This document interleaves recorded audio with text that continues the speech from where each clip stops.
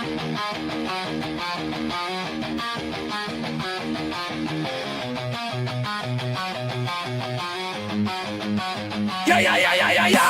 Wake up with coffee and sports. Sunrise glow, listen coast to coast. A flow like you know. Offensively, who made them? Oh, Patrick Mahomes. Sideline to sideline with plays to show. This network's got the spark. When you put up 300 yards rushing against someone, that you got your butt whooped. I feel like I would have liked to see Oregon Ohio State in the semis, not the quarters. So I think some reseeding is probably where I would change. But they're out of their mind. They're going to do this 3 quarterbacks in a row. Here's the crazy. I just can't take it. First keep flying high, fans cheering loud, and one podcast moving through the crowd. Meaty boys brawling, no holds barred loud. This wire life never in doubt. Tune into the vibe. That's my bold prediction for the show. Devin Booker in the next 3 years, he will be a Houston Rocket. Because I still think Seth is still at the top of his game. I do. I think he's right there. Who knows? Maybe not this year, but one time soon. Why wouldn't we potentially see Seth and Roman? Tune in the vibe.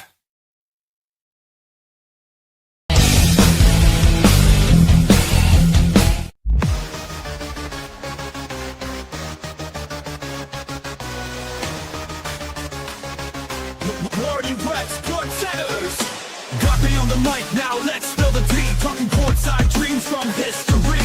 Legends on the blacktop now and then. From Will to Steph, we hit it again. Better chimes in, let's go deep. Young bloods rising, can't skip a beat. Rugby prospects with fire in their eyes. Draft night suckers and hoop dream high. Wire to wire, bring the heat. Podcast magic can't be beat.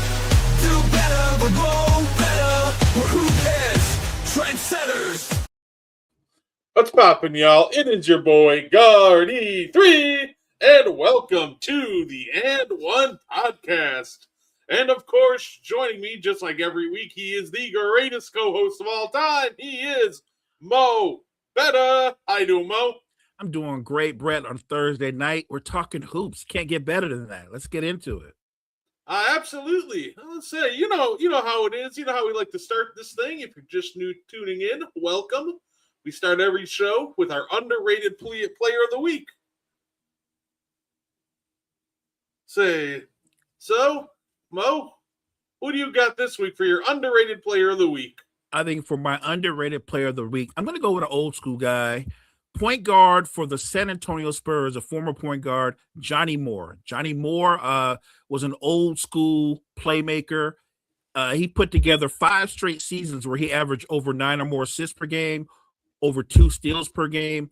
He was a dog on defense, a great facilitator, great teammate. Played with the Iceman. Played with guys like Artis Gilmore. Like, he was a big part of that Spurs team that was challenging the Showtime Lakers in the early 80s. So shout out to Johnny Moore. Very much in the like of Maurice Cheeks when it comes to old school playmakers. Hey, I think that's a great name to bring up. I had somebody a little older school in mind too, Mo. Well, a little more recent. My guy, shout out to Rashard Lewis, old Sonic / Magic forward. Nice. We talk about a guy at his peak, went for 25 over a steal a game, 39% from 3. For all you advanced analytic nerds, true shooting percentage of 58% at the time league average was sitting at a 53 around. So he was at the end of the day, he was ahead of his time when it came to the stretch 4. Obviously, a lot of people know what he did in Orlando in 2009, helping Dwight make the finals. So my underrated player of the week, Rashard Lewis. I like that. I'm a big fan of Rashard Lewis. He was ahead of the game at the time. I remember back in the day, in his heyday, in his prime, what he and Ray Allen did as a tandem, they were nasty. So yeah, shout out to Rashard Lewis. Hey, what's good, Sajin? Say what's good, Kyle. Mo, I thought we'd have a little fun to start out the episode, because speaking of Rashard Lewis and Johnny Moore, Mo, I got inspired to do something fun. Now, I had a graphic for this, but kind of looked a little awkward, so I'm probably just going to read this off. Who would win 21st century Spurs versus the 21st century Thunder? And I'm going 7-game series, so just not a one-off. Who do you think would win in a series between these two teams? So, Mo, my starting lineup I got for the San Antonio Spurs using only 21st century. You're right, Rashard Lewis would have made big money today. Agreed. Say we got Tony Parker, Danny Green, Kawhi Leonard, Wemby, and Tim Duncan. We're pretty much saying, hey, you remember the 2014 Spurs? Swap out Boris Dio. Let's throw in Wemby. That's that lineup. I mean, 4 of those guys are lockdown defenders. And what Tim Duncan and Wemby could do, that might be the ultimate twin towers. There's one thing if you have 2 big men that can clog the lane, rebound, and block shots, but Wemby can be on the perimeter doing that kind of damage. Wemby can come from the weak side. Can you imagine Tim Duncan bodying somebody up and then Wemby coming from the weak side to snatch the ball out the air? Like, that's crazy. No, absolutely. Of course, I was going to throw Manu in the starting lineup, but decided to move him to the bench. I pretty much picked the 10 players and tried to put them based on fit. Right. So, bench, we got Fox, Manu, Bruce Bowen, LaMarcus Aldridge, and David Robinson. I promise you, I did not forget about the Admiral, but in this exercise, it's 21st century onward, so this is like 2000 David Robinson, not like 1995. So we're going to let him anchor the bench unit with De'Aaron Fox, Manu, and LaMarcus. Give them a defensive anchor. That's a nice squad still, though. You still got David Robinson, Aldridge. You're bringing more size. He could still score. Aldridge definitely could score at a high level. Then you got Manu who can help run things. De'Aaron Fox is a big-time scorer. Like the bench is not as good defensively, but the bench can get buckets. Absolutely. And now for the 21st century Thunder. Look, I was trying to make the fit make sense, so I promise you I did not forget about Russell Westbrook. So bear with me. Because the starting lineup I put, and I included Sonics. So from 2000 onward, we got SGA, Supersonics Ray Allen, Kevin Durant, and then you got a power forward center duo of a Chet and Ibaka. That's kind of nice. The combination of Ibaka and Chet, it would be competitive. I'm still going with the Spurs duo, but bucket getters you got with KD and SGA, Ray Allen, that's kind of crazy. Because if you got KD and SGA, Ray Allen is all he's got to do is play catch and shoot, and this would be peak Ray Allen who could create his own shot. So that's a scary lineup. Oh, absolutely, and I'll let you know right now too. Since we're including Supersonics players as well, Thunder James Harden did not make the list because I was only thinking about his time with the Thunder. I got Westbrook, Peyton, J-Dub, Paul George, and Isaiah Hartenstein coming off the bench. It came down to Hartenstein or Adams for that center spot, and gave him Hartenstein. You said Westbrook, Gary J-Dub, Gary Payton, Hartenstein, and the PG. 2019 Paul George. That's a devastating lineup too. I mean, very competitive with Russ, because Russ was at his peak, obviously, with the Thunder. That guy's coming off your bench. He's probably the best bench player on both teams. I would argue. And then factoring in Paul George, who was an MVP candidate when he was on the Thunder. That's a hell of a lineup you put together for both teams. The fan in me, I guess my best answer would be, it seems like it's a 7-game series. It seems like it goes 7. But if I have to make a choice, I would go with the Spurs to win the series. I would go with the Spurs to win the series just because they do have a championship DNA. I know that the Thunder just won the title, but Duncan, Robinson, Ginobili, Parker, they've won multiple titles. There's a championship DNA there. I would give them the edge. No, that's fair. Like I said, I was going to put Russ in the starting lineup, but I was like, you know what? You throw him on the bench, he can dominate the ball all he wants. It just makes more sense. Yeah. Well, I think on that team, because you said fit, him and SGA and KD don't work in the starting lineup together. So you did the right thing. He can't play with both of them in the starting lineup. No, but I completely I agree. When I was putting this together, at first I'm like, the Thunder have like three MVPs. Like, it might be tough for the Spurs to keep up. They had Paul George, who was an MVP candidate. And then I stopped and I looked at the starting lineup thrown together for the Spurs. I'm like, this might be the one defensive slanted team in the league that could actually slow this all-time Thunder team down. Like, your only hope is pretty much to try to get Tony Parker switched on to you. Otherwise, good luck shooting over Danny Green or Kawhi Leonard. And if you beat them to the rim, you got Wemby and Tim Duncan waiting for you. And this is like more athletic, probably peak defensively Kawhi. You're not getting by him. You're actually not getting by him. Yeah, I think it's a great series. The Spurs are going to win that series. Like I said, the fan of me wants it to go 7. I don't know if it goes 7, but I think the Spurs win the series. No, absolutely. Absolutely. I completely agree. I thought it'd be a fun little exercise to start us out. Honestly, I was really tempted just because I like him so much. I almost put Boris in over LaMarcus Aldridge, but I was like, you know what? I'll give Alame the credit. He was really good with the Spurs. Diaw was dope, though, when he was with the Spurs. He was like Mr. Do a little bit of everything. So, yeah, I get why you would go that route. Diaw was nice with the Spurs. And honestly, like, it would be kind of fun. It's kind of fun to imagine Boris on this team because I'm just imagining, like, trying to guard Wemby when you have the passing skills with Manu and Boris in the game. Because Wemby is such a devastating lob finisher. When you got two guys that can throw lobs from literally any direction and angle, that just sounds like nightmare fuel to try to guard. That is nightmare fuel. Don't forget, because Wemby is such a good ball handler and he's a pretty good passer in his own right, I think you can have a lot of big-to-big setups between him and Duncan. Oh, fair. Hey, one of the most fun part about watching those old Spurs teams kind of was the big-to-big action. Him and Tiago Splitter had really good chemistry together. Like, it was never anything crazy. They just knew exactly where each other were and where to look for each other, and the chemistry was just so good. That's I agree.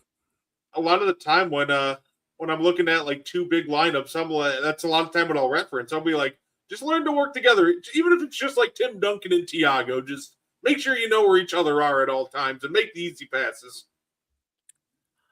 Yeah, that's one of the matchups that you put together. I would pay to watch that matchup. I think it would it'd be like a long extended game of chess watching the different matchups and the adjustments. No, fair enough. Of course. Yeah, that would be fun too. Which Thunder coach are you bringing up for the coach the Thunder for this one? I'd imagine Dagnut. Yeah, I'm not bringing up Billy Donovan. No, I'm good. I'm good with Dagnut. Billy Donovan's just gonna do the old Doc Rivers sort style play, like, all right, guys, figure it out there. Exactly. Doc whistles, he yells, and then he just goes, guys, we got to play harder. That's it. He did that again after we blew that lead to the Wizards yesterday. That made me so mad. He goes, we just weren't on the same page. It's gotta be a learning experience. I'm like, brother, we are 34 games in the season with a mainly veteran team. Like, what are we learning what are we learning? Like, what are we doing? Like, yes, you said we're not ready again for like the 5th game in a row. Whose fault is that, Doc? Come on, tell me whose fault it is that we're not ready. Get it maybe on the coaching staff? Or are you going to keep pushing the blame on the players? Like, dude, take some accountability, Glenn. Like, it's annoying. It drives me crazy. So you're not wanting Doc to return next year as your head coach? I don't want him to return tomorrow, but he's unfortunately going to be there. It'd be the happiest episode of And One next week if Doc all of a sudden got fired tomorrow. You know, it's funny you say that because I don't think that JJ Redick's going to get fired, and I don't think he should be fired. But I do think his coaching style, it's weird to say this because JJ Redick is one of those guys, he's the flag bearer for how the current NBA is so much better than the former NBA, but his coaching style is actually more like the former NBA. It's the in-your-face yelling, the pointing the finger. Look, I think that style could have worked in another time, maybe even the early 2000s. You can't do that now. It won't work. You definitely can't be that way with established stars. They're not trying to hear that. You can't talk down to Luka or LeBron. That will not work. Look, Redick's got to rein in himself before he loses the locker room altogether. He has these big speeches, these yellings, these rantings, team meetings. What happens the next game? The Lakers win, and everybody goes, all is well. I'm like, no, not all is not well. They played the Kings. They're supposed to win if they don't have a meeting. It's the Kings. And so they beat the Kings. And then what happens after that? They play a good team. They play Detroit, and they get blown out. So nothing's changed.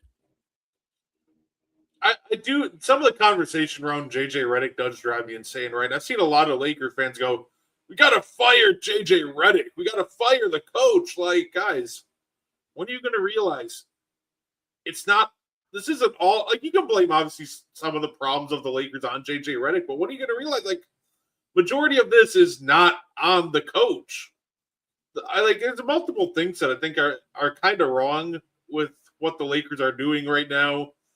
I think the biggest problem is, in all reality, misallocation of assets. You got $51 million tied up into Rui Hachimura, Jared Vanderbilt, Maxi Kleber, and Gabe Vincent. Like, $51 million, that can get you a couple of role players at least, like a couple of really good ones too.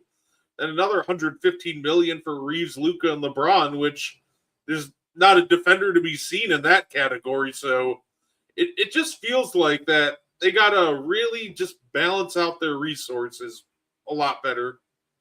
I agree. I don't think the blame. Look, if there's blame, if you're doing a blame pie, sure, I think JJ Redick should get 10%, maybe. But the truth of the matter is, I might give Rob Pelinka like 45 or 50%. He's the one that put this team together. The roster construction is terrible. The Lakers, my Lakers, and I told you this about your Bucks because it was true that they the last couple of years the Bucks were the least athletic team in the league. Well, they're not that anymore because the Lakers are in the league. The Lakers are the least athletic team in the NBA. They have nobody on the perimeter that's an elite defender. Vanderbilt competes defensively and he tries hard, but he's not an elite defender. And when you have three guys who are talented offensive players like Luka, LeBron, and Reeves, they're in your starting lineup. That means three of your starting five guys are bad defenders. And you can do all the speeches you want. You can point fingers. By the way, actually, four of your starting five are bad defenders because DeAndre Ayton's in the starting five, and he ain't guarding anybody. And he's got the motor of a 90-year-old man. He got a lot of quit in him. He has been exactly what I thought he would be when they picked him up. And that's the thing that's maddening to him. When I look at a guy like Ayton, I'm going, you could be a really, really good player. You don't have to be a star, but you could be a really, really good player in a role. And he doesn't want to do that because it requires effort and it requires work. And he's not about that. He's good. He's content with doing just enough. And I think that's one of the things that Redick was talking about. And I agree with, by the way, in his press conference. But Redick has to be realistic about the roster he's talking to. The things he wants them to be able to do night in and night out, they're not capable of doing. They're just not. And so the expectations like we could be a title contender, that's not living the reality. The Lakers, as presently constructed, they're a playoff team. They're going to get in the playoffs. They're going to lose in the first round. And then we're going to talk about all the great things they're going to do in the offseason when they get LeBron off the books, hypothetically. realistically, I don't know if they're going to do great things when they have cap space because, again, name me a current superstar who's going to become a free agent that's going to turn around and go, man, I can't wait to play with Luka. Name that guy because I don't know him. No superstar is signing up to play with Luka and watch Luka dribble the air at the ball. They're not doing that. I'll say it's funny because that almost that was actually going to be the next question I kind of asked you. I named this episode to throw or not to throw because a lot of people are saying Lakers should just throw the season. Wait till next year. LeBron's money comes off the books, $55 million cap space. But counter argument, you don't know who you're going to get in free agency, and two, your surrounding players aren't getting any younger. Why waste a year with the players you do have? So I guess you kind of answered the say. Would you rather wait till the offseason, or you just seeing if you could maybe make a LeBron trade right now if he's not part of your future? Do something right now. Do something right now. I would go so far as to say this: the only guy that you shouldn't be looking to move or shouldn't be on the table is Luka.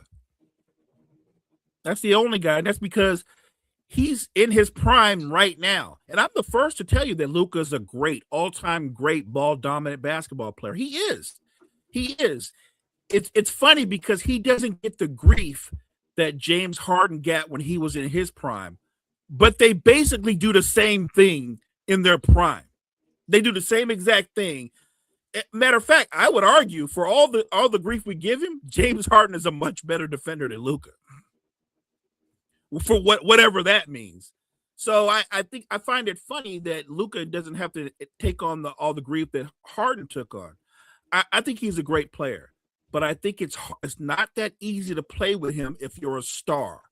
You brought up a point before the show that they should go out and get some dogs to put around Luka, some perimeter guys, athletic guys, some wings that could defend and make shots. I actually agree with that. He's done that before. We saw him. He did it in Dallas. He is better. It's weird to say this, but he's better as a one-man show than he is as part of a quartet. Like, think about it. When Porzingis went to Dallas, when he was in Dallas, it didn't work. And what did everybody do? They blamed Porzingis. They said, well, bro, he doesn't know how to play with Luka. Like, he knows how to play with him. The problem is when you play with him, you're watching him dribble the ball. And that's what he does. He will dominate 20, 22 seconds of the shot clock and make a decision. I don't think you can win a title that way. Plain and simple. I don't think you can win a title that way. And I know somebody's going to go, well, he went to the finals a couple of years ago. I go, right, but that was a run.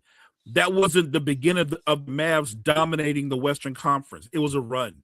And I think Nico Harrison 100% got it wrong for his reason of trading Luka, but I understand why he traded him. My only problem with Nico is he made the wrong trade. Like if you were going to move the guy for the reasons that you said, you should have got a hell of a package in return, and you didn't get enough. So the trading of Luka wasn't a bad idea. It's what you got in return that was horrible. The MVP. I appreciate it. Thank you, sir. Hey, we were just talking about the Sonics not too long ago. Yeah, it's funny, and getting like Anthony Davis into first back was wild. And I remember people like a lot of like Mavs fans trying to defend that. To me, they're like, okay, you got one first. How many firsts is Anthony Davis worth? He's worth like 4, so that's like getting 5 firsts for Luka. Like, no, I mean, getting 5 firsts for Luka is just getting 5 firsts for Luka. Like, that's not the equivalent of 2024 Anthony Davis, which is right. probably closer to what, 2, maybe 3 firsts, but maybe 2. And look, in a weird way, if you're a Mavs fan, did it work out for you? Sure, you ended up with the number 1 pick, and you kind of got the guy that can replace Luka. Now, granted, there's no way Nico could know it was going to work out like that, but it worked out just fine. Hey, they got Cooper Flagg. Right. Yeah, right. I do find it funny with the Hawks fans that are like now all of a sudden going like, yeah, we should trade for Anthony Davis. And I'm like, you're saying you want to trade for Anthony Davis because Porzingis is already hurt. So your solution is bringing in Anthony Davis, who isn't exactly a bill of health, let's say. So it's really funny to me, but I do think the idea of AD to the Hawks is kind of an intriguing one, though. Not gonna lie. Smarter than same guy built.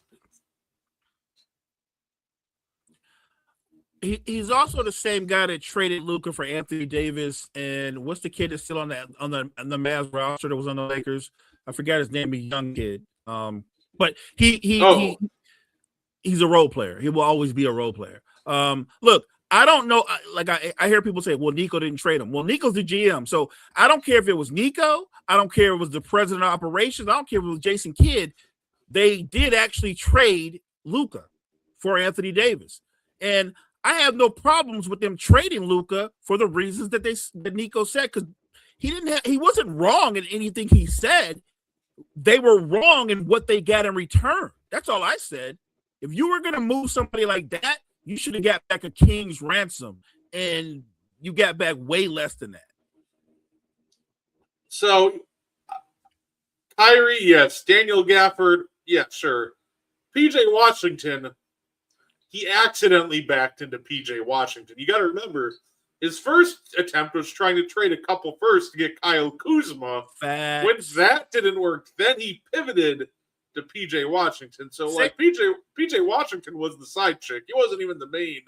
Yeah, but say that again. He was going after Kyle Kuzma.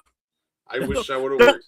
Yeah, don't make this guy out to be a brainiac. He was going after Kyle Kuzma, and it just ended up not getting who he wanted. And I you know what's funny? He did draft Derek Lively, but I also kind of hate Nico Harris for what he did to Derek Lively. Say if people didn't know, they before the season started, I believe it was like last year, he fired the old Mavericks training staff to bring in his guys who misdiagnosed a stress fracture in Derek Lively. Tried to make him, get him to play through it. He still felt discomfort.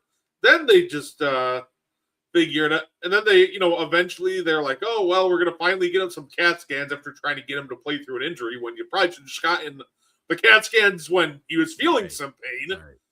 It turns out there's stress fractures in his foot, and playing on him made it worse. And now, guess what? He needs another surgery. He's out for this year. He missed a bunch of time last year. So, Nico, he did have some good moves. I can't say all of his moves are bad, obviously, but I still dislike him. And literally, a lot of it doesn't even have to do with the Luka trade. That didn't involve my team. That's whatever. I just found it funny. I don't like Nico because of him playing with Derek Lively's career. I thought that was fucked up, right, for lack of a better term. And just so we're clear, I'm a diehard Lakers fan, so thanks, Nico. Like, I'm good. I'm not even a huge Luka fan, but I know that we get the better end of that deal.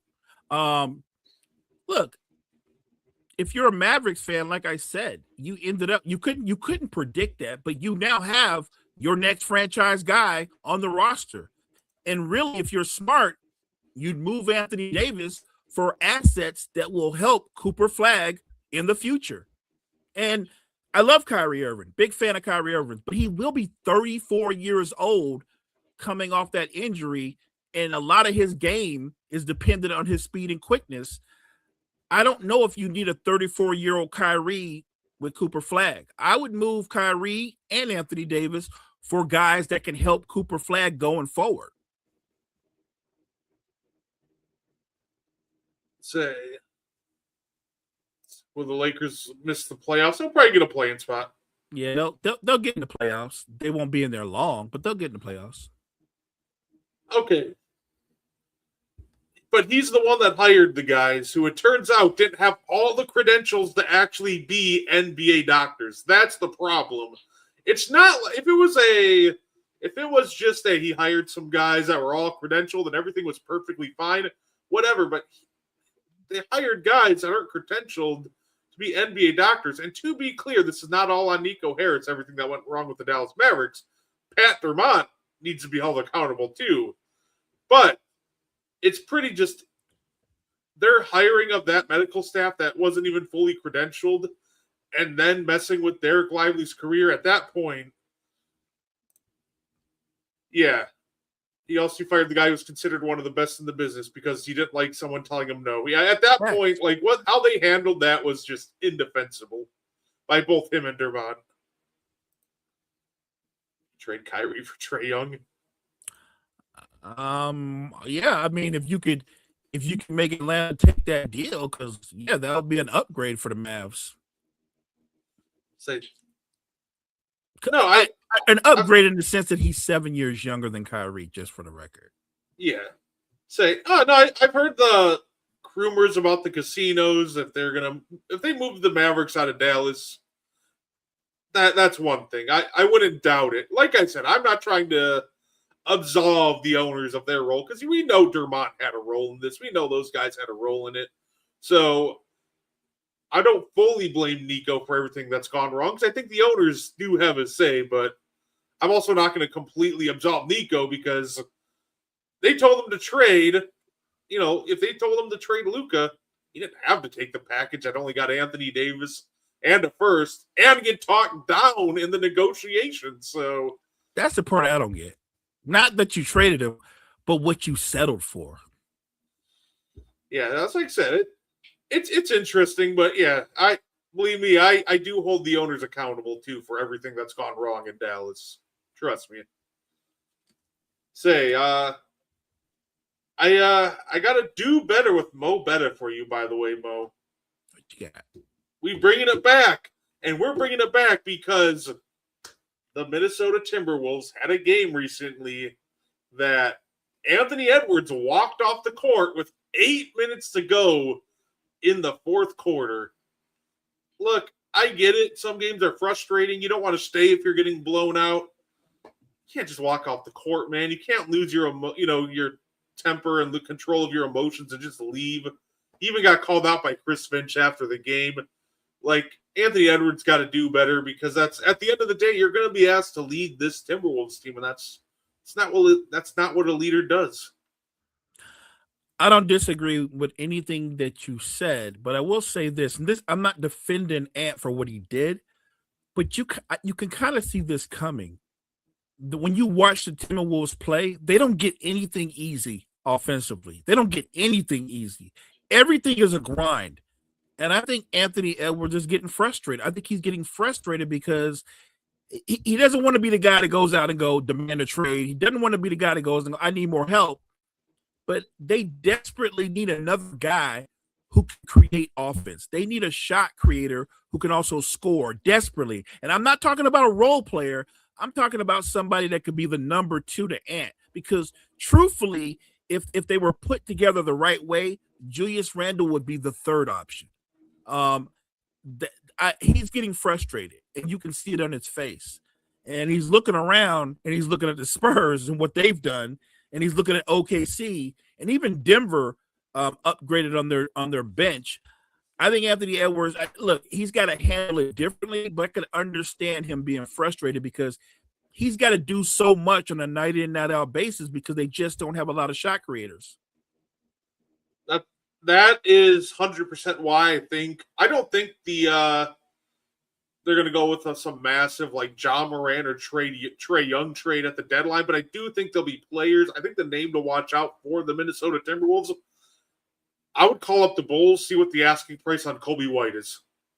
Now, I think that can give you a secondary shot creator, and he's only making $18 million, so you can get a shot creation on a budget, which if you're not big game hunting, I think Kobe White's probably the best that the Minnesota Timberwolves can do. The funny thing is, Brett, we're kind of on the same page. You said Kobe White, and I wanted to keep it in the lane of guys like Kobe White. So I thought of Kobe White. I thought of Jordan Poole, right? And I thought of Malik Monk. I think those are the types of players that won't cost you an arm and a leg, but they all are great individual scorers who can be secondary facilitators to take some pressure off of Ant.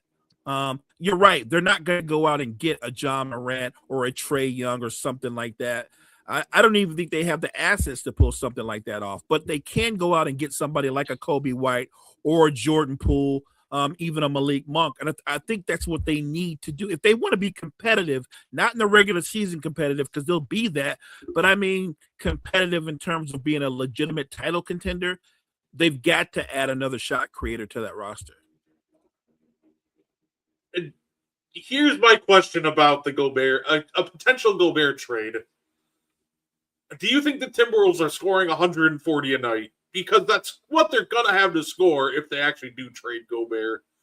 Gobert is really masking a lot of defensive problems. They're obviously starting the remaining whatever's left of Mike Conley half the time. Julius Randle's been on and off when it comes to his engagement defensively. Ant carries a heavy scoring load, so he can't always be engaged defensively. Like, I think, especially this year, I think trading Gobert might be a really bad idea because you don't have a backup plan. Unless you're ready to play the rookie, which even in a blowout, Joan isn't getting a lot of minutes right now. So you're going to pretty much be setting yourself up for, hey, small ball Naz Reid minutes. And that a small ball Naz Reid minutes hasn't been able to get a stop at all. Him and Julius Randle this year, disaster on defense. So I think if you're going to trade Gobert, you have to wait until the offseason because you can't just do this blindly. You need to make sure there's some sort of backup plan. You got to give your young big that you just drafted this year the rest of the year to develop. And if you develop far enough, I think then you consider it. But right now, this would be an absolutely disastrous move for the Timberwolves. Unless you can pull off a 3-team trade where you get back a center with similar skill sets to Gobert or a more athletic version. A good example would be the young man that plays for the Brooklyn Nets. Nick Batum isn't the shot blocker that Gobert is, but he is a great shot blocker. And he's a good rebounder, but more importantly, he's a much better lob threat because he's a much more athletic player. So if you can pull off something like that, your team would look different, but I think he can offset the deficiencies. I'm not saying they can pull off a move like that, but you have to pursue somebody. I like what Kyle just said. Right. And the pool party, the NBA ain't ready. No, I agree. More than likely, they're going to have to wait to the offseason because there are just not a lot of guys out there that shut down the restricted area the way Gobert does. And I don't know pulling off a trade for him. And by the way, if you trade him, what are you trading him for, and what are you expecting back in return? Because starting Naz Reid at center, y'all gonna be giving up 140 a night for sure. Naz Reid, even coming off the bench, isn't a good defender, but as a starting center, he getting eaten alive. So I think you should focus on getting another shot creator in there because by the way, Gobert's minutes are down, but his efficiency is actually up. So he's played well in the minutes that he's played. This one's NBA, sir. Yeah, no, absolutely. And I think calling the Nets if they were going to entertain that trade might be the first call they make, honestly. Because if you can get like a Deron Sharp or a Nick Claxton, maybe you see if you're willing to throw in picks, maybe you can start talking Porter Jr. So that would be intriguing. I did see this. I was just about to address this one. No. No, all respect, John. Hey, John Suggs, I appreciate you, man. Love that you keep coming out. No, the Sixers would not trade Maxey for any. The only thing they would, if they were going to make a trade with Houston, and it'd have to be a big trade, I'm assuming they would trade for Amen Thompson. You know what I mean? Like, you're not going to trade for KD. He's 37, or you would trade for Şengün. But you got broken down Embiid. But no, they're not gonna trade Maxey. He's not just their best player. He's their future. Like they're gonna build around Tyrese Maxey. No, I completely agree. I don't see a scenario which they move off Maxey. It feels like they're pretty set right now on seeing if you can build around something around Maxey, Edgecombe. Eventually, it's funny because in the half court, Paul George is a fine fit with those two when he's willing to play off the ball. Say the real question mark is going to be Joel Embiid because of his health, but I think if you're the 76ers, you look to trade. Say look to make a trade. Obviously, you look at the veterans first, but I don't see a scenario where they look to trade Maxey anytime soon. No, the Sixers have something that a lot of teams covet. We always talk about this.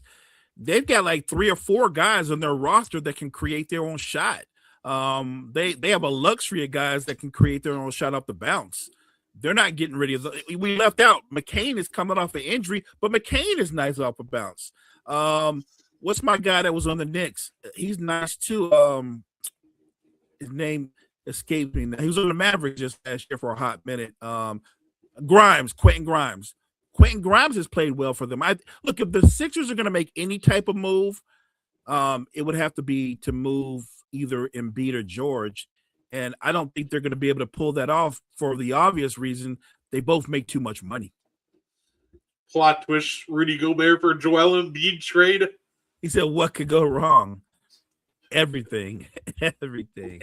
Ant's getting mad when he wants to attack the lane, but you got Julius Randle posting up on one block and Embiid on the other block. Right. And your only source of spacing is Jaden McDaniels and Mike Conley. He's probably just leaving at that point.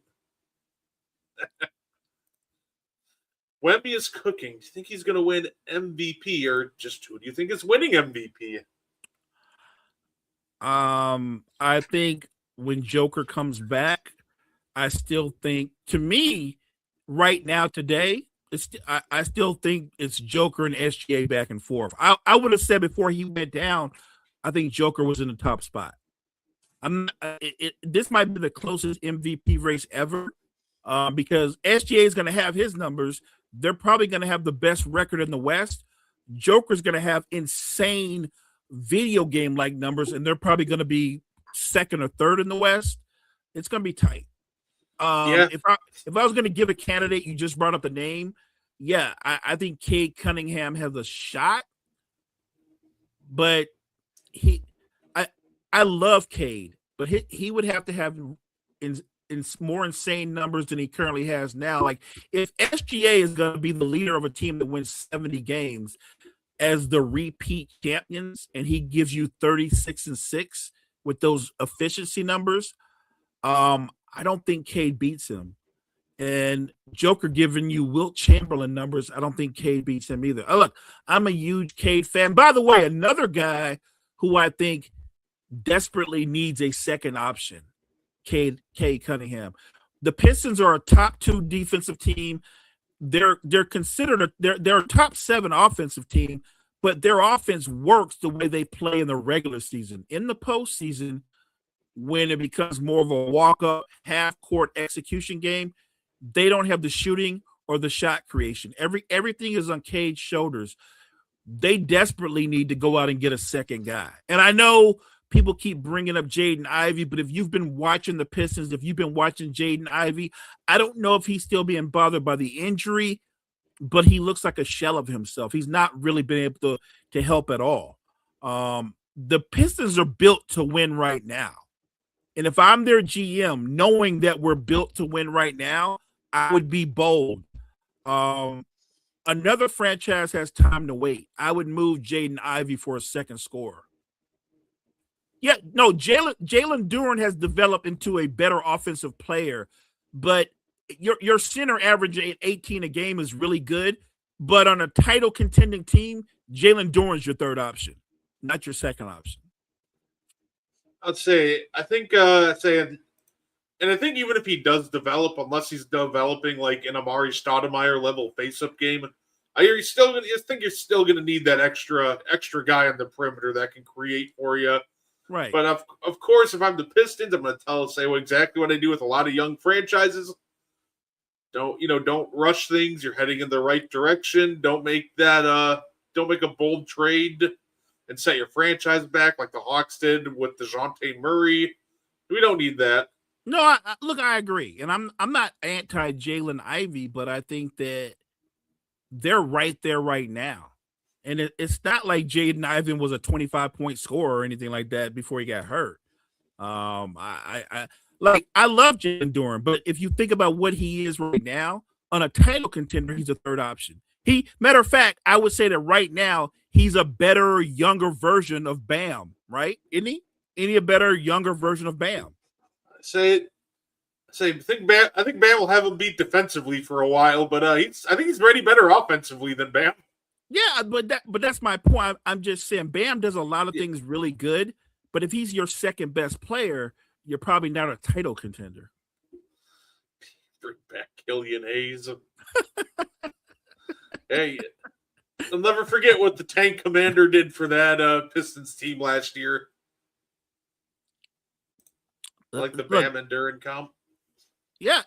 I think there's some similarities, and I love that Jaden Duren's opened up and shown that he can handle the ball. He can be more of a playmaker, and he's still developing. So he's not a finished product, but I have so much confidence in Cade that if they got a second shot creator, I think they could win the East outright. No, that's fair enough.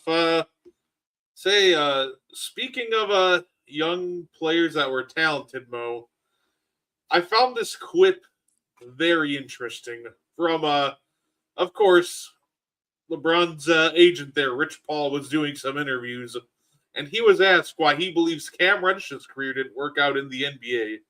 And he goes, I watched this kid score 50 of the easiest points me and Mav was together. And we like, damn, that looked easy. 6'9", fluid when he got to college with RJ and Zion.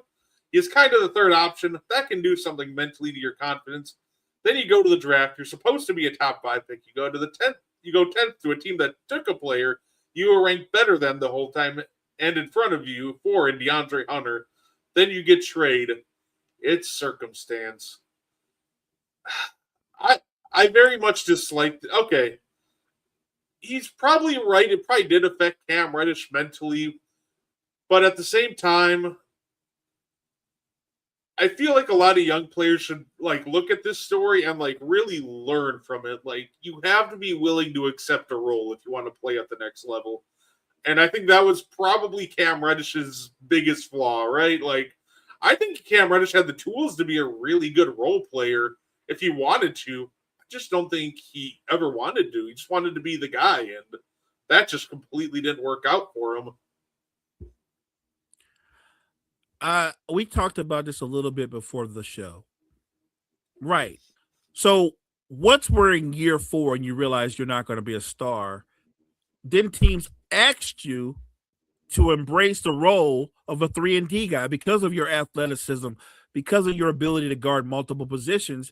And he could do it, but you're right. You could tell he didn't embrace it. He didn't want to be it because in his mind, it felt like a demotion, right? So now I'm not a star. Now you're telling me I'm a role player. Yeah, man. Yeah.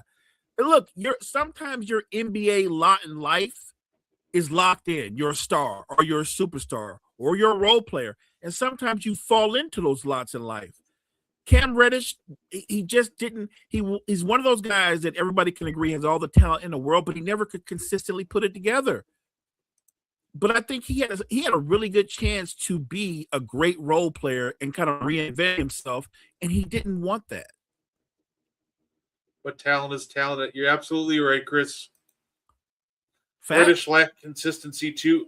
Yeah, and I think it's an interesting conversation to have too, because I think this kind of also shows maybe a flaw when a lot of people are analyzing young potential players to get drafted, right? Because a lot of people get enamored by the tough shot making and think that's just going to automatically translate to the NBA level. But I think sometimes they overlook the fact that these tough shot makers, the ones that they're looking for at the top of the league, they also create easy looks for themselves.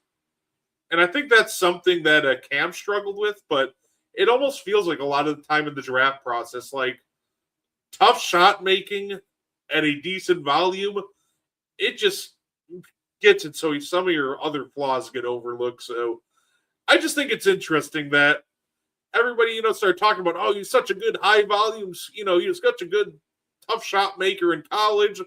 Yeah, but he create a ton of easy looks for him. So I do think that's the other end of the stick with Cam Reddish, and tough shot making is he just didn't know how to generate the easy ones. Just for the record, is Rich Paul planning on signing him to Clutch Sports? No. You know what I mean? Because yeah. you're talking so highly of him. So you sign him to Clutch Sports, be his advocate, get him another. Because at some point, Cam Reddish is going to be back in the NBA and he'll get another shot. I have no doubt in my mind. But if you're going to be his advocate, can you get him to wrap his mind around the idea of being? There's nothing wrong with being an elite 3-and-D guy.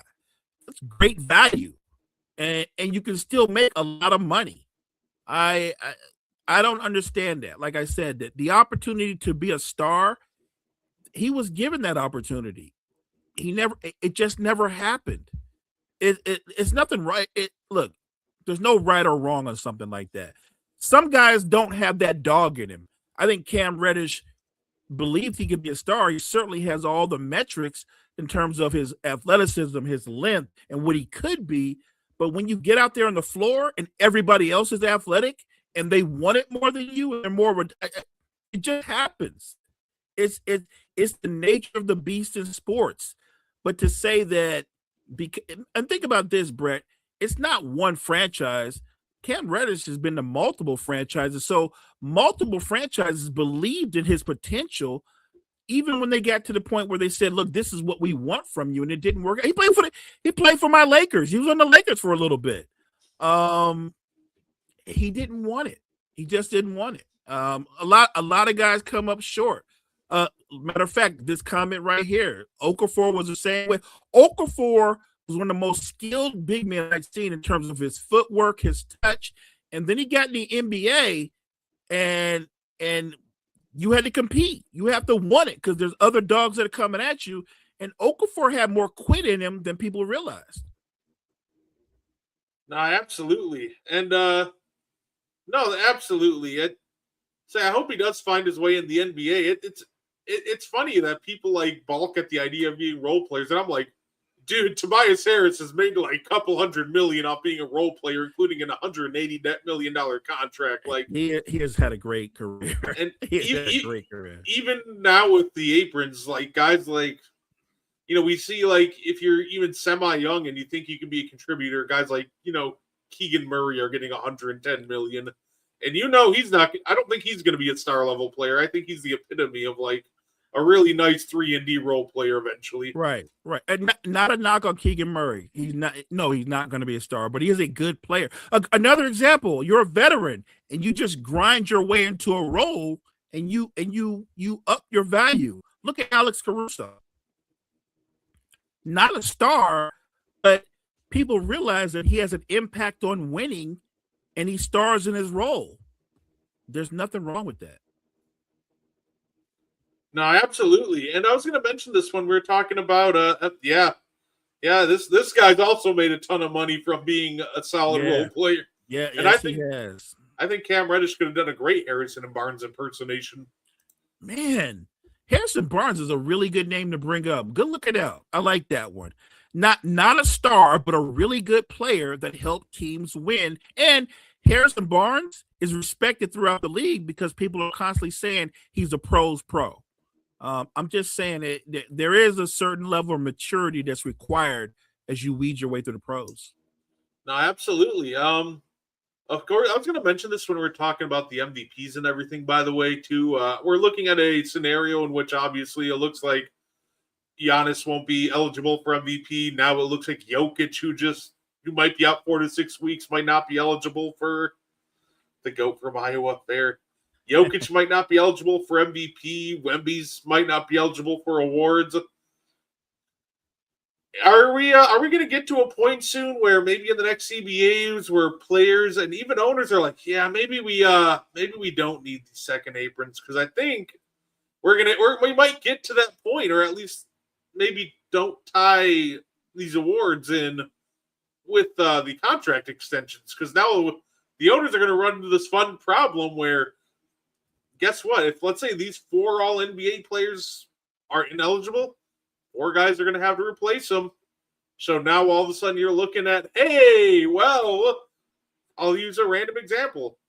Maybe someone like who wasn't going to make it before, maybe at the end of the year, Karl Anthony Towns is borderline all NBA, but now we have 4 injuries, so now Cat's in all NBA, and now all of a sudden the owner's staring down the barrel of his agent going, so about that Supermax. So I almost think that, Mo, we might get to a situation with these awards if enough, like, I guess, random players kind of sneak into all NBA, even if it's for a year, kind of like Julius Randle did in 2021, we might see the owners, because it's going to cost them a lot of money, to go, yeah, you know what? Maybe we don't need this whole arbitrary limit and to tie money into these awards. I think at the next CBA, you're right. I think they've got to find a way to kind of fix that.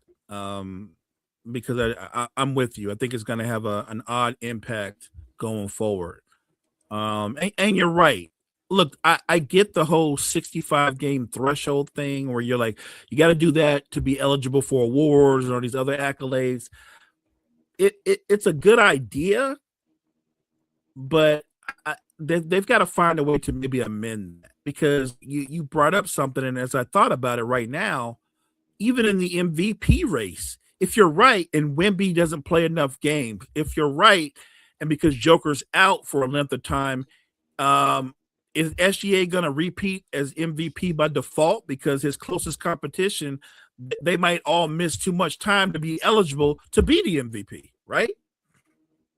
And then it kind of feels like, it almost feels like it does diminish the MVP a little bit, because you beat out like Jokic in a close race. You're like, yeah, that was earned. But, you got these injuries, and now all of a sudden, like, you beat Jalen Brunson and Cade Cunningham, who normally would be like 5 and 6 in the MVP race, I guess. Right. Like, congratulations, maybe? Like, it feels like it does kind of diminish the MVP a little bit. I'm just saying, like, if they're so worried about the players making sure they play a certain amount of games, like 65, just bump the season down to 65. Like, if you're so worried about that. And the funny part about this whole thing, too, is voters never really voted for guys who missed a ton of games in the past to all NBA and everything. Facts. Like, in the last, 15 years, there's, the only 2 guys who made an all NBA team after missing a ton of games on the first team were, Chris Paul and Giannis. We had, 2 first-teamers who played under 65 games in the last, 15 years, and they played, 62 and 63. So right. I feel like this whole, 65 things game was a bit, it was a bit much. And I feel like even if they keep this whole, award thing, they might course correct it a little bit and drop the number a little bit, at least at the next CBA. That's all I'm saying. I just think really take a look at that and be willing to be open for a course correction. Just say we might have auto corrected a little too much. Find a middle ground on that. Because what you don't need in this league that, by the way, you and I are huge fans of, we eat, sleep, ball. But the reality is this: the current NBA, the ratings are down. You've got to find a way to bring fans back. And I believe me, I don't think the answer is trying to fix the All-Star game. I don't even care about the All-Star. I'm talking about the game in general. Because the perception of too many fans are the players are spoiled and they don't want to play. And I don't think that's a blanket statement. I don't think that applies to most players. No, absolutely. And yeah, that's going to be my frustration, because theoretically, if Jokic, for example, plays 64 games and they try the old, well, he can't win MVP because he didn't play 65. I'm going to be like, 64 games, 60 games of Jokic playing at the level he's playing at is more valuable than pretty much the entire league. So, what are we really doing here? So I'll be curious to see, how they try to correct that at the next CBA, which I think is in 2029. Yeah. But you know what? Maybe call emergency meeting. and look, Trey and D is right. Kyrie had a 50, 40, 90 season, and they didn't really acknowledge it because he only played 54 games. That's a great point. the NBA has always been a league about stars. If some of your more established stars don't play 65 or 70 games, I don't think you still want to water it down to where you don't shine a light on those stars. That's the whole point. That it's about your stars. It's a star-driven league. And even though you have a great new wave of young up-and-coming talent, there's still some really impactful, productive, established stars putting up numbers. Look, the Warriors aren't world beaters. They're not relevant, but Steph makes them relevant because he's still playing at a incredibly high level. KD is relevant because he's on a Rockets team that's a legitimate title contender. And while the Lakers aren't going to win a title, look, LeBron averaging 27 and 7 at age 41. That's impressive as hell. I don't care what anybody says. Harden giving you 21 and 9 at 36, 37. Impressive. Kawhi had 55 just last week, and I believe he's 34, 35. So you can highlight your stars. I just think you have to find the middle ground. Obviously, you want to promote the young and up-and-coming talent, but if the old guard is still there and the old guard is still very productive and competitive, I highlight all my stars, the young and the old. That's the beauty of the NBA. Even now, look at the Sixers. I know Embiid's only 30 years old, but his body's like 45. And Tyrese Maxey has clearly become the star of that team. You can highlight both of them. And I think that's how you bring fans back. I think that's the biggest problem with the NBA right now. The perception that most players don't want to play, or they don't want to play X amount of games, or they don't play hard. That's not true. It's a blanket statement. That's not true. There are some players that feel that way, but I think we should highlight the ones that want to put in the work, that are very competitive. You know who's very competitive? He talks it and then he walks it when he's on the court. Wemby's very competitive. I love that about Wemby. Wemby openly tells guys, I got this guy. I'm going to stop this guy. He can't guard me. Like, I like that. I like that kind of attitude coming from a young up-and-coming guy. We need to put a light on guys like Wemby, up-and-coming guys like Chet, up-and-coming guys like VJ Edgecombe, Cooper Flagg, even the young man out in Utah, who the Jazz are a bad team, but Keontae George is a hooper. If you love basketball, that young man is a hooper. So I don't think there's a lack of talent or a lack of effort. There's just an odd perception that Adam Silver and company, they haven't done a good job of pushing back on. These players do want to play. They do want to compete, and they need to highlight that more.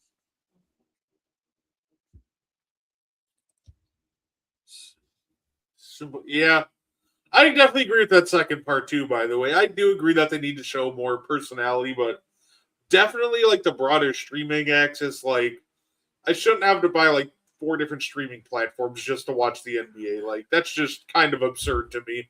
That is messed up. And that's where we're at too. That's a great point.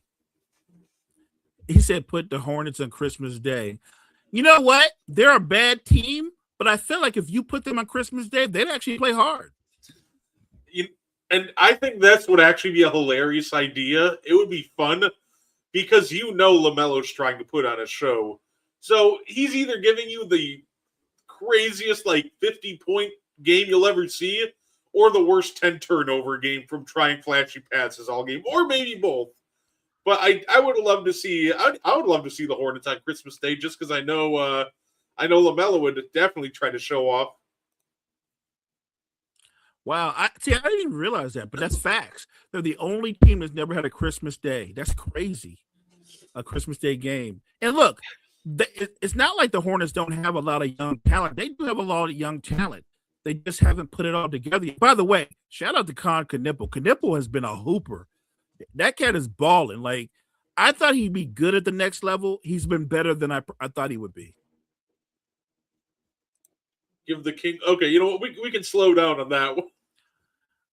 Yeah, not the current version of the Kings. I think we want less of them on TV. Like, the Hornets, I'll take because they actually have some fun, entertaining young players. Like, yeah, I can watch LaMelo, Con Knipple, Brandon Miller. Like, yeah, I can do that. But it's like, here are the Kings. Like, let's highlight their young players. It's like, okay, Keon Ellis, who doesn't really play, Keegan Murray, I guess, and it's like Dominique Clifford, like awesome, I guess. Yeah, the problem with the Kings is, Jesus Christ, man. Russell Westbrook, DeMar DeRozan, Zach LaVine, Dennis Schroeder. They've got their core now, certainly a bunch of guys that are over 30. That whoever's running that franchise should be fired. How did they go from having both Halliburton and De'Aaron Fox to what they have now? How did you mess that up? One of my favorite stats of all time is there's only one NBA team who has drafted 3 All NBA point guards in the last decade, and that is the Sacramento Kings. That's true. Obviously, the third being Isaiah Thomas. Yeah. Jesus Christ, man. Kalkbrenner has been good out of crate. Kalkbrenner's been absolutely terrific. Look, I give them all the credit in the world. This is a team that they've drafted right. Kalkbrenner's been terrific, and you know what's funny? I didn't notice this, but I saw a stat earlier that by points per possession, Connor Knippel's one of the best. They said the best rollers, who finish at the highest percentage, and Connor Knippel was on the list. He's one of the best finishers in the league out of the pick and roll, which I found to be utterly hilarious as the roller. So overall, I just think the Hornets need some like creativity and veteran guidance. Like they got to get some vets in that locker room to really bring all the kind of reel everybody in and show them what it's like to win. And they just need some more creativity out of the coaching staff.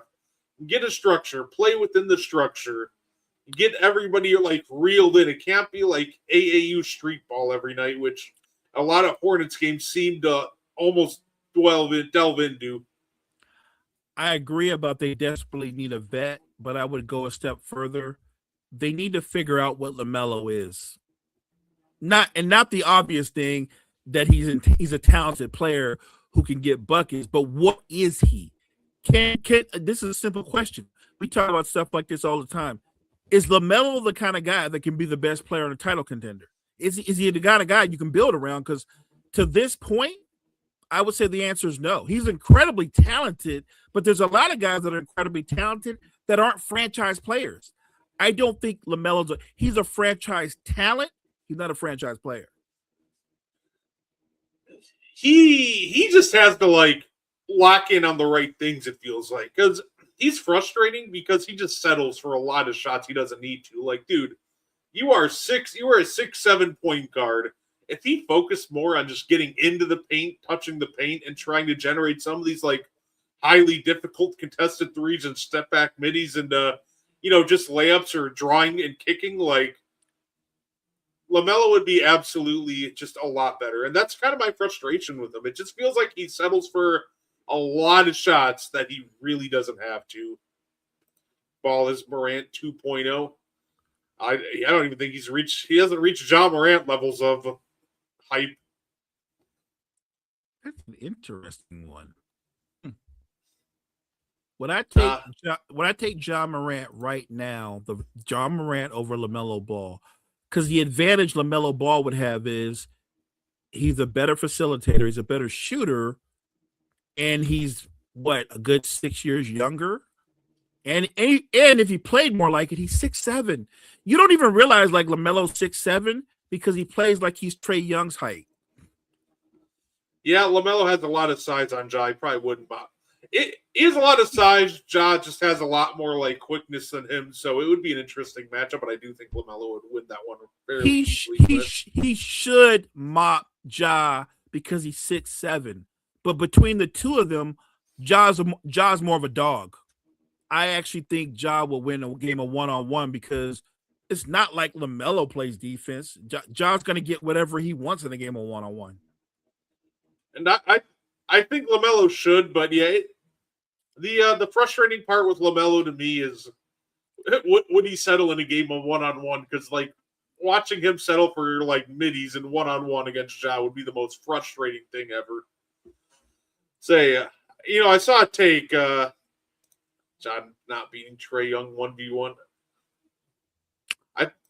That's an interesting one. That's an interesting one. By the way, when I was doing John Morant I took Trae Young over Ja. I would pick if I had to pick between the LOL put the bottom. Guess John disagrees. It's interesting. It feels like Ja should be able to take Trae Young 1-on-1, but Trae can't even keep his hair. Hey, I've been saying that for years. He got hair like Gallagher, right? Am I the only one that noticed that? He got hair just like Gallagher. No, absolutely. I think the reason Big Edge Ja would have on Trae would just be the fact that Ja could easily get to the rim at will, and I think he can make Trae settle for some more difficult shots.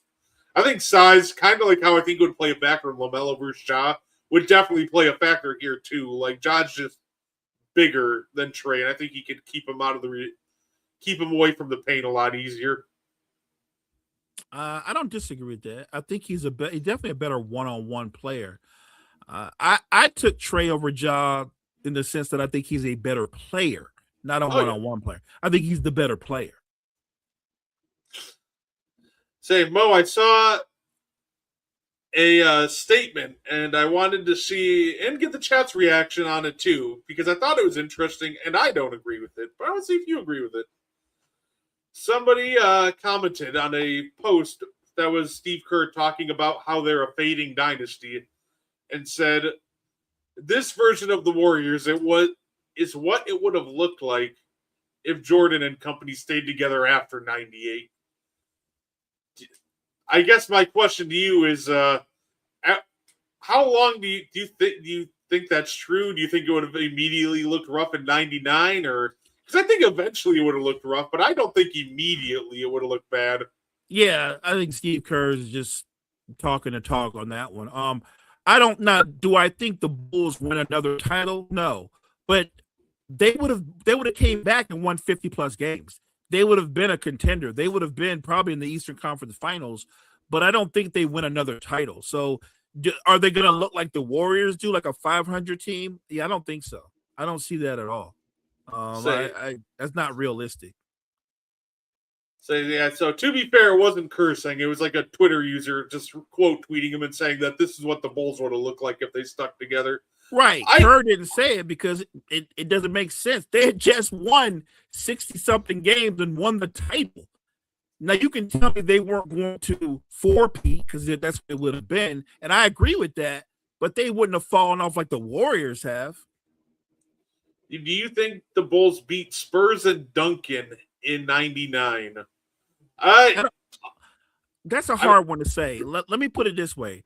The Spurs beat the Knicks in 6 games, correct? Yeah.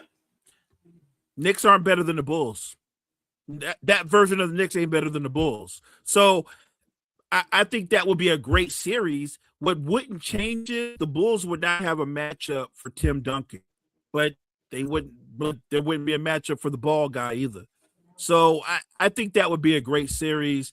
I would say this, that could go 7. That could have gone 7. Remember, as great as Tim Duncan was, this was still Tim Duncan coming up. He didn't have Manu and Tony. You play the Bulls, and the first thing they realize is you ain't got no shooters with the way they play defense. Yeah, they're gonna double and triple team Tim Duncan and go, we'll live with Avery Johnson taking jump shots. I'm just saying, I think the Bulls defense would be the difference in that series. It's funny because I don't think that the Bulls would have beaten the Spurs, and I do think they make it back, but I don't think they beat the Spurs, and I think the X factor is the Admiral. I think Rodman was already starting to fade in that last championship run, and we kind of saw it after. I think you would have needed to flip him, and you would have needed a big upgrade at the center position. Because I just don't think, your band of bigs that you had at the time was going to really be able to slow down MJ and slow down David Robinson and Timmy. I think MJ makes that series go to like 6 or 7, but I think the size of the Spurs front court would have just overwhelmed what the Bulls had in '98. Yeah, see, that's what I would have said. It's a 50 game. Remember, it's a 50 game season. It's a sprint. I actually think that favors the older Bulls team. They would have been fine. The Knicks didn't have anything like Allen Houston is a really good basketball player. No hate, great shooter. But he wasn't like remotely in Michael Jordan's neighborhood. And I like Latrell Sprewell. Sprewell's a great athlete, but he couldn't hit water if he fell out of a boat. Couldn't shoot. Larry Johnson was an undersized power forward who was past his prime. The Knicks, first of all, let's establish something. That Knicks team, they weren't even supposed to be there. They were the 8th seed. They weren't even supposed to be there. People forget. The 8th seed took them to a 6-game series. I don't see how the Spurs win that series. I don't. I don't, because Tim Duncan's not guarding Michael Jordan. David Robinson's not guarding Michael Jordan. And nothing they do slows down what he does. I think that it would have been a great series. And it's funny because I just said I didn't think the Bulls would go that they would four-peat. But if that would have been the matchup, because every season would have played out differently, right? Had the Bulls repeated or decided to come back one more time, maybe the whole season plays out differently. But I do remember this when Dennis Rodman and David Robinson were teammates. Dennis Rodman used to get into David Robinson, who by far is a much bigger man, but what's inside your chest doesn't have anything to do with everything else. So I don't know that Robinson dominates Dennis Rodman because I think Dennis Rodman gets into Robinson's head. The issue would be Duncan. I don't think David Robinson would be the issue. David Robinson is not scoring 18, 19 points, even on that version of Dennis Rodman. And by the way, that version of David Robinson, he wasn't scoring 18, 19 points then. That was David Robinson, the 14 or 15 points per game guy. So you could get away with that with a 6'5", 6'6" power forward, Larry Johnson and Marcus Camby. I think that's a completely different thing when you're playing against the Bulls. I don't know who wins that series, but the fact that the Knicks, who's an 8th seed, can take you to 6, why wouldn't I think the Bulls would have a chance to win that? You know what? That's that's fair. The thing with I do agree with this. I do think that Jordan would have got Olajuwon once in the 2 years he was gone, but I do think with Drexler, the Rockets win, Longley and Weddington would have been a lunch meat for Tim Duncan. I think that's kind of the problem. I think the Bulls could have still been competitive because I don't see a reason why they couldn't make the NBA Finals for the next 4 years if they continue to adapt. Do I think they could have beaten the Knicks in an Eastern Conference Finals? Yes. Could they beaten the Pacers? Yeah, sure. Could they have beaten, Philly? Could they have beaten the Nets? Yeah. I mean, why not? There's still ample opportunity for him to get there, but I think without upgrading your bigs, it wouldn't have mattered because then I don't think you have an answer for Tim Duncan. Then obviously after that, coming out of the West, you really don't have an answer for Shaq. So right, but remember they played Shaq. They beat Shaq. You know what I'm saying? They beat Shaq. It's not like they haven't played Shaq. The penny Shaq Magic won 60 games, and they swept them. You know what I'm saying? That's what makes the Bulls unique. They destroyed them. Matter of fact, they beat the most athletic version of Shaq, the freakish athletic version of Shaq. They destroyed them in 4 games. And everybody goes, well, you would kill Weddington. Everybody kills Longley and Weddington. They couldn't guard Patrick Ewing. They couldn't guard, but their job is not to stop them. Their job is to use their fouls. That was their job. See, imagine how close we were to the Kobe and Shaq versus Jordan and Pippen final. Yeah, like I said, if Jordan and them stuck around one more year, or a couple more years, I definitely think it was a realistic outcome. It could have happened. The Lakers would have won. Yeah, the Lakers would have won. Because now you'd have been talking about 37-year-old Mike trying to mess with 20. Kobe would have eaten Mike alive, and Shaq. Shaq's killing everybody on the Bulls front line. I don't even think that's a good series. Say it, and I say it. It would be interesting. I think what makes it harder too is when you start adding in guys like Robert Horry, D Fish that can space the floor like they do. Like, you can't even really cheat off of one guy because they surrounded Shaq and Kobe with some really good shooters. No, that's fact. Reggie Miller's and look, but it's Michael Jordan that kept Reggie Miller at the finals, and then Jordan was gone, and Reggie Miller made it to the finals. By the way, a lot of people forget that series was actually a really good series. The Lakers didn't dominate that series. They beat the Pacers in 6. That was a great series. It's one of my favorite series because Kobe puts on an all-time great performance. People forget that in that game when Shaq fouled out in overtime and everybody thought the Pacers had it, the kid steps up at age 21 and dominates the overtime and gets the win. But that was actually a great series. No, absolutely. We were so close to a couple of dream finals that never happened. Of course, there was that one. We were this close to LeBron versus Kobe in 2009.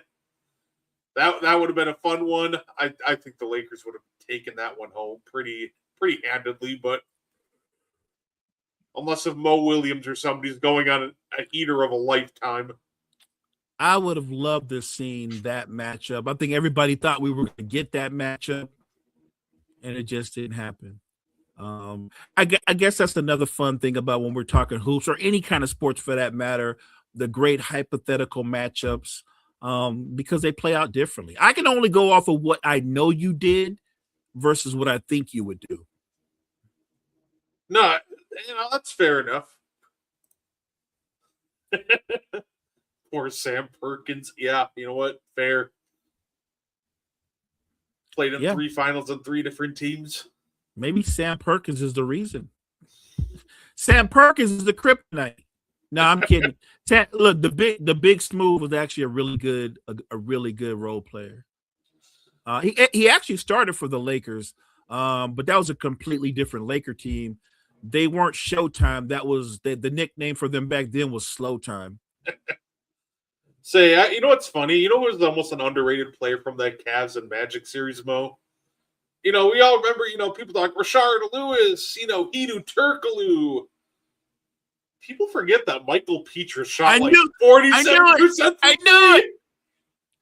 That's why we knew the show. I knew you was going to say Michael Petras. I knew you was going to say Michael Petras. And Michael Petras played great defense, by the way. Yeah, you're right. Facts.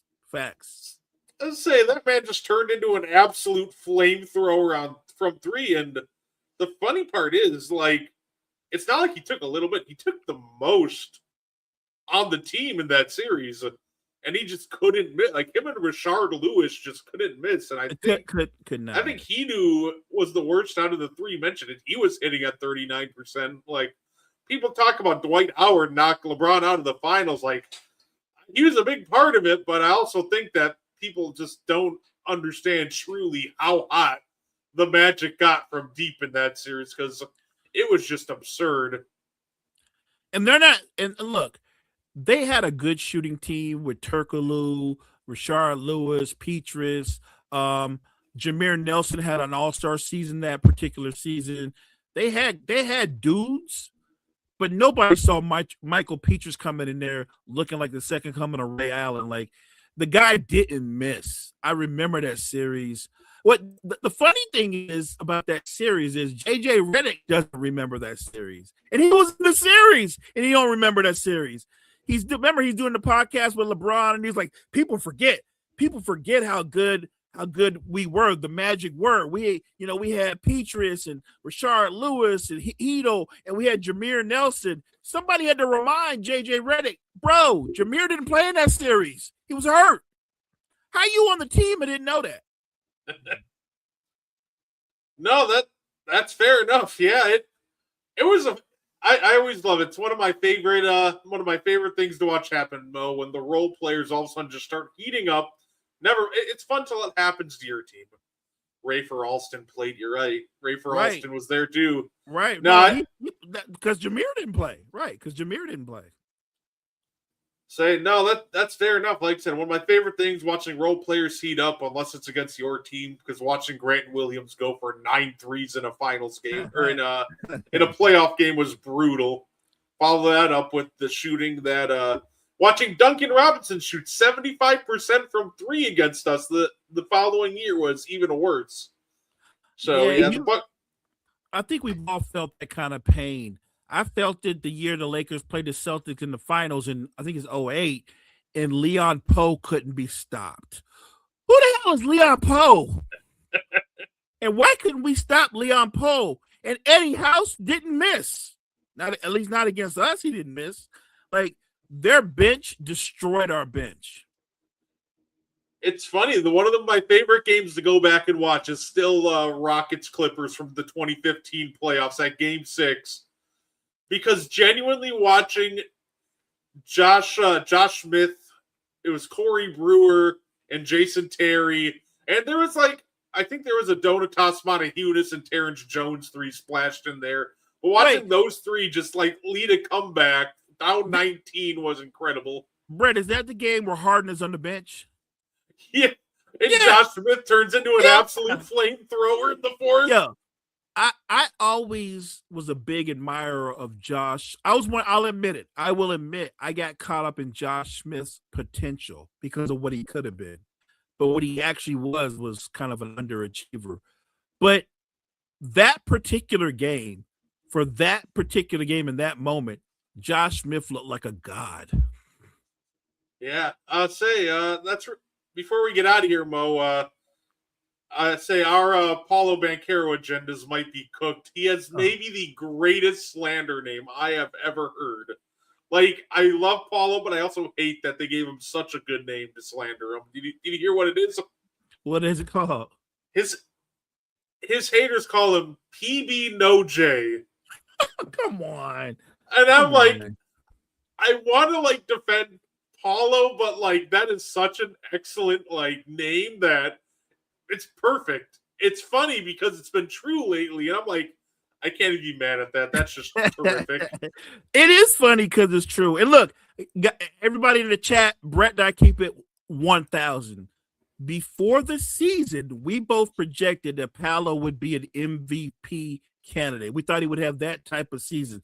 So I don't mind taking the L or getting cooked because he's had arguably, not even arguably, he's had a disappointing season. And this isn't me saying Paolo's not going to be a star or not going to one day be an MVP, but clearly he still needs to kind of refine his game. And between him and Franz Wagner, they've got to find a way to play together. No, absolutely. Anything you want to add before we get up on out here, Mo? No, I'm just really grateful for the chat. This is a very knowledgeable chat, and I love that. These guys said some things that kept us engaged. They kept the show even funner. So everybody in the chat, appreciate you guys. God bless you. Have a happy new year. Absolutely. And if there's ever any topics you want us to touch on any show, you can follow the And One Podcast on Facebook and, reach out there. We don't mind ever talking about anything you guys want us to talk about. And you can catch Mo and I. We have a big show coming up. If you're a fan of professional wrestling, next week, our Meaty Boys Awards show. We posted a Google form as well on the Wire to Wire page. If you want to vote for the winner of those awards, go ahead and do so. So that being said, we thank you guys for tuning in. It was a lot of fun, and we hope to see you next time. Thank you for tuning in to the And One Podcast. If you like our content, you can find more on the Wire to Wire Podcast Network on YouTube, Facebook, and Spotify. Want more And One? Find it on Wire to Wire. Like and share our Facebook page, and join the And One Discord. Grab the link to join from our Facebook. Thank you for tuning in, and have a wonderful day.